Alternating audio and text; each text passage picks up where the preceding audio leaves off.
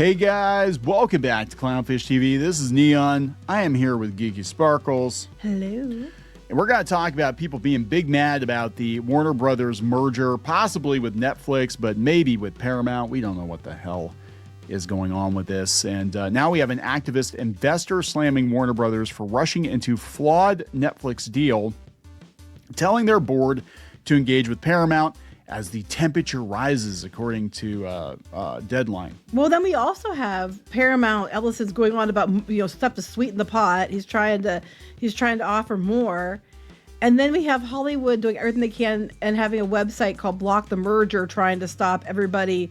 They're trying to stop anybody from buying Warner Brothers, which is great, except Warner Brothers might not be viable on its own, and if it isn't, then you're all out.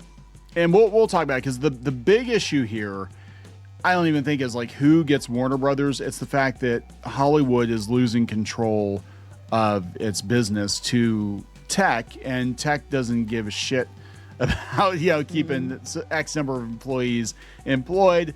They don't give a shit for the most part about the movie theaters. It's going to change everything, and they don't want that to happen. So they're trying as hard as they can to stop that. And I am 95% convinced that all the crap going on with DC Comics, we're seeing all this stuff with the James Gunn with DC Comics, and then Scott Snyder and Absolute Batman, all this stuff. We're not seeing it on the Marvel side so much, but we're seeing all this puffery, as you call it, on the DC side. And you're not allowed to criticize James Gunn movies. Yeah. You're not allowed to criticize Absolute Batman. And I think what it's about is people at DC Comics freaking the fuck out because Netflix or Paramount buys them. Things are going to change. Mm-hmm. And some of those people might be out the door, and they don't want that to happen. So they're going to try to be like, oh, everything's great, guys. It's all great. It's all great. And I don't think it's as great as they say it is. If it was, they wouldn't be selling Warner Brothers, would they? Yeah. So it's like, this is where we're at. So we're gonna talk about this. Before we get into it any further, please subscribe for more pop culture news, views, and rants. Guys, get woohoo if you do. Woohoo. So we'll start with this. This comes from Deadline. Activist investor slams Warner Brothers for rushing into flawed Netflix deal, tells board to engage with Paramount as temperature rises. So who is this activist? Shareholder Ancora Holdings threatened to vote no on the Netflix deal and launched its own proxy fight. Oh, we've heard that before. Mm-hmm. Proxy fight if the Warner Brothers board does not engage with Paramount. So basically what's going on is Warner Brothers and Netflix have already worked out a deal amongst themselves, and they're not entertaining any offer from Paramount, even if the offer is good, because they want to get in bed with Netflix, right? And they're being called, hauled out in front of Congress. Well, I think it's not just that. They wanted to spin off their Discovery into a Discovery Global channel that they get to keep. So they get to still keep a channel and still keep people in charge of that, and then sell off all the Warner Brothers stuff in that to Netflix, where Paramount wants all of it. And then there's nothing for the people, the powers that be at the Warner Brothers Discovery to keep. Yeah. So I think there's definitely, they have a game plan. They had a game plan going into it, and I think this was always the plan. I think that they already had kind of a verbal arrangement, and that could be a problem. But Hollywood, I know you don't like the Ellisons, but I think Paramount buying Warner Brothers is probably your best bet, because I guarantee you, Netflix, they don't care about the theaters. They don't care about keeping DC Comics around. They don't care. They're just gonna sell it for scrap, whatever they don't want, or shut it down. I'm not gonna lie, I don't care either way. I honestly don't, because all I know is Hollywood is losing their shit either way, because that's why they want no one to get it, because they're trying to be like, nobody should have, and that Block the Merger, which we're going to talk about shortly. Yeah, we'll talk they're about that. They're basically like, nobody should get it, because they want it to keep the status quo, so they keep the power. And they don't want Paramount to have it, because Ellisons are friends with Trump, which Trump said he was staying out of the whole thing. And they don't want that. I know. And they don't want Netflix to have it, because they don't like Sarandos, and they think he's going to take away residuals and screw them all over. So they don't want anybody to have it, because at the end of the day, it's because they want all the power themselves. Yes, they want the power to control the flow of spice. Now, the tech companies are going to control the spice, and things are going to be very, very different. Even if they say it's going to stay the same, it's going to be different, right? So, David Ellison Company Tuesday sweetened its hostile takeover for the Warner Brothers in its latest attempt to derail the company's agreement with Netflix. The Warner Brothers board now has no choice but to deem Paramount's amended offer as one that could reasonably be expected to result in a superior proposal, given Netflix presently inferior proposal and unaddressed regulatory issues. Once that happens, the board could then engage in good faith with Paramount to maximize shareholder value, paving the way for Warner Brothers to secure an even higher offer. If the board refuses to do this, Ancora will vote no on the inferior Netflix deal and seek to hold the Warner Brothers board accountable in 2026. But yeah, so they're basically like, if you won't even look at this deal, and that's where things are at right now, like they're not even seriously entertaining any offer from Paramount. Doesn't matter how good it is. They according to Paramount, they were like out making deals, that got leaked in a German paper. They were kind of out in Europe making deals and stuff before it even, happened. Yeah. It was announced. It said the board opted to rush into a flawed deal with Netflix rather than earnestly pursue a superior offer from Paramount in line with the director's fiduciary duties. So this is an $11 billion firm. They have $200 million in Warner Brothers Discovery. Of course, in the grand scheme of things, the amounts of money we're talking about, that's not a whole lot. Mm-hmm. But they said yesterday it was considering the offer, which has raised the heat on the board more than Ellison's previous bids. Well, that's the thing, because if the board says no to that again, they're going to be like, well, you're failing in your fiduciary right, which is what's going to happen. And you need to at least entertain this offer. That's like if somebody's like, okay, you can buy my car. I'm going to sell my car to you for $10,000. And somebody comes along with like $12,000 and you're like, no, I'm not going to sell it to you. And then they up it to like $14,000. No, I'm not going to sell it to you. And then your wife is like, why are you not selling the car for $4,000? I just don't like them. That's why I guess sell. And that's pretty not much. Good enough. That's how it comes across. Yeah. And that's not good enough. If you're a publicly traded company, just saying, I don't like them is not a good enough reason. No. I think it's Zaslav and Ted Sarandos have a sweetheart deal going on, and they've known the whole time this is where things were going to lead to. And Paramount was never even an issue, was never on the table. I think since the very beginning, I think he's been prepping Warner Brothers to sell it specifically to Netflix. That is what makes the most sense to me. So anyway, Ancora also backed activist investor Nelson Peltz in his ultimately unsuccessful proxy fight against Disney. Yeah, so this is interesting. Yeah.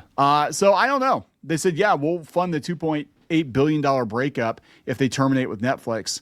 Because there is a breakup fee. Like if you call the deal off, there's a multi-billion-dollar. And they're like, we'll pay that. Yeah. So it's like, whatever. But I don't. But then the flip side of this is, like, why do they want it so badly that they keep throwing all this stuff into it? You know what I'm saying? It gets to a point too where on the opposite side, like, why do you need this? Like you said, the car analogy. Why do you need this car so bad? Why does it have to be that car?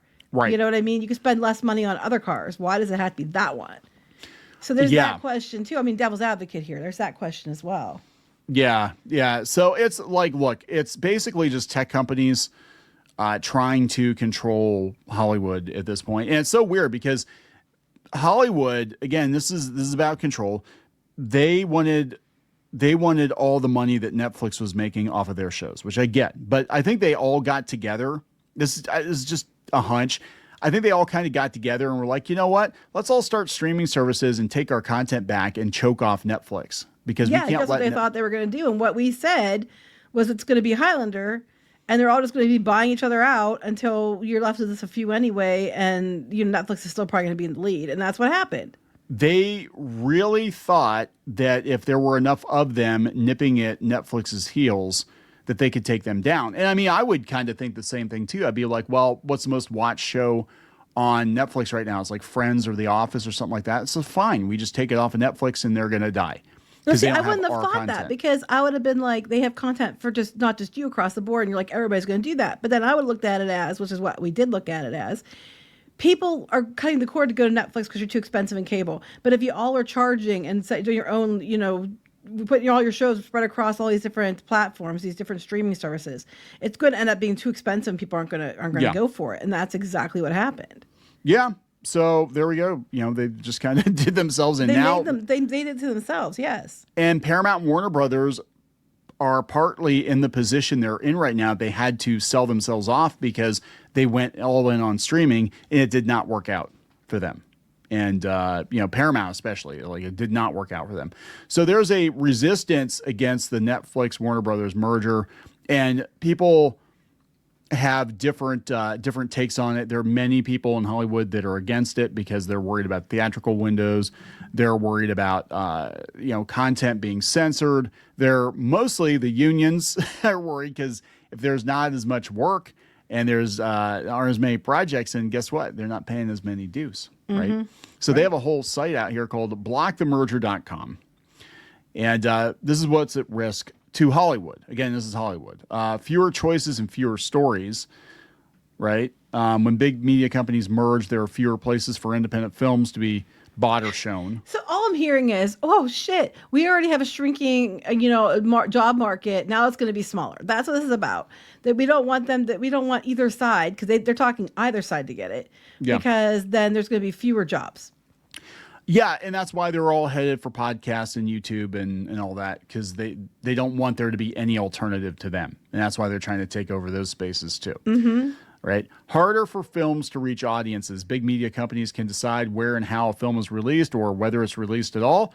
Important films may never reach theaters, schools, or communities that want to see them. Okay, they'll go to streaming. They go to streaming services. It might actually be easier for people to get to see the movies. So Markiplier self-financed his own movie, released at the theaters, and the system, since he worked outside the system, did as much as it could do to try to tank him. You would think if they were really all about this, they'd be like, wow, an independent filmmaker releasing his own movie in theaters, and people are genuinely excited about it. Hell yeah, let's do more of this. But no, because it was outside the system, right? So really that's what it's about.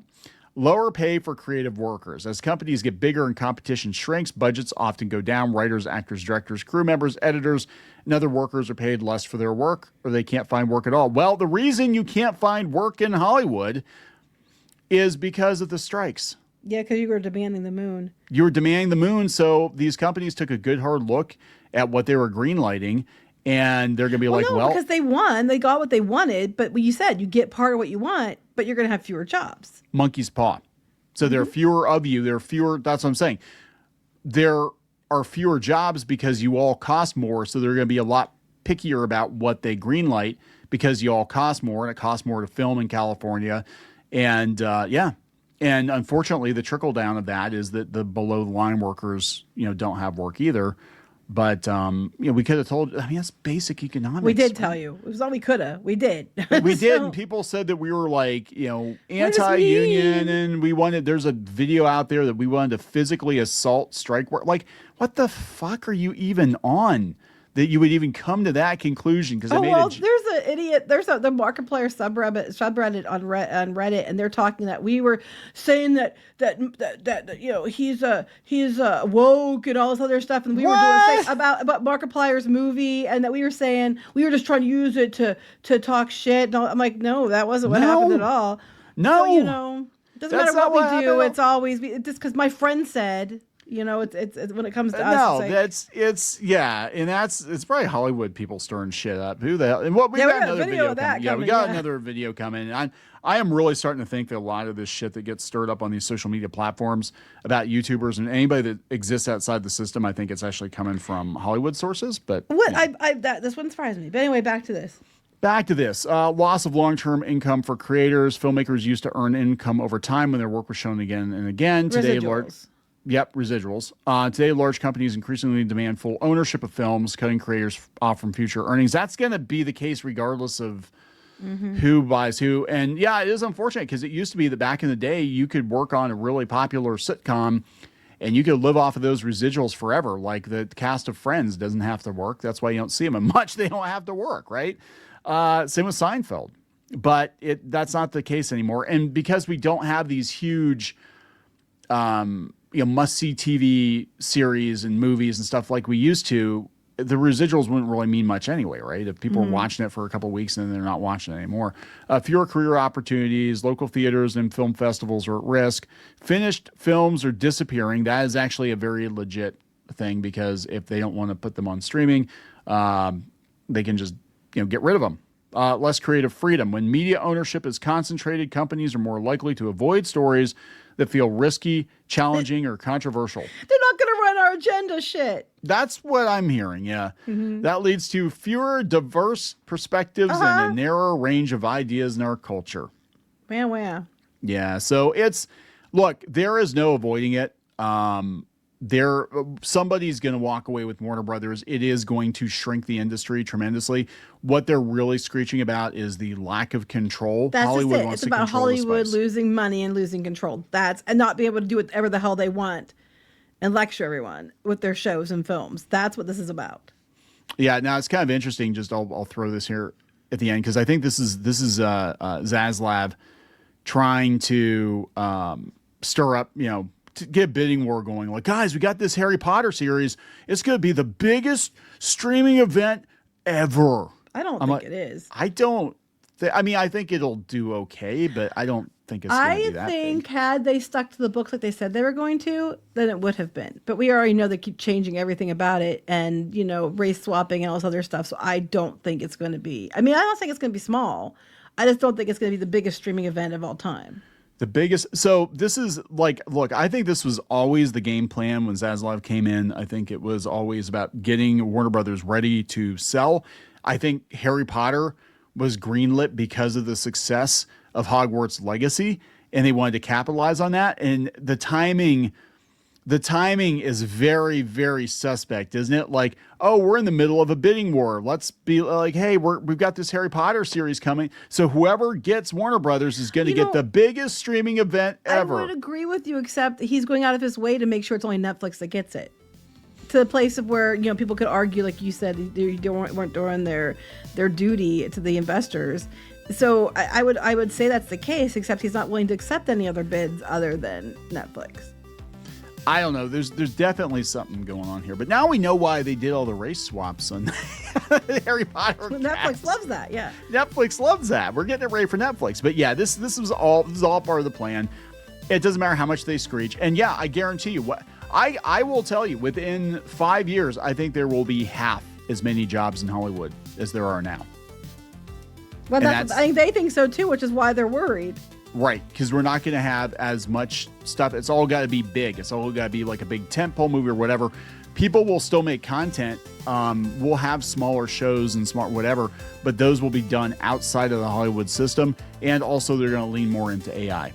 And you've got Dana Walden at Disney being tasked with incorporating AI into movies. It's because they don't want to deal with these people.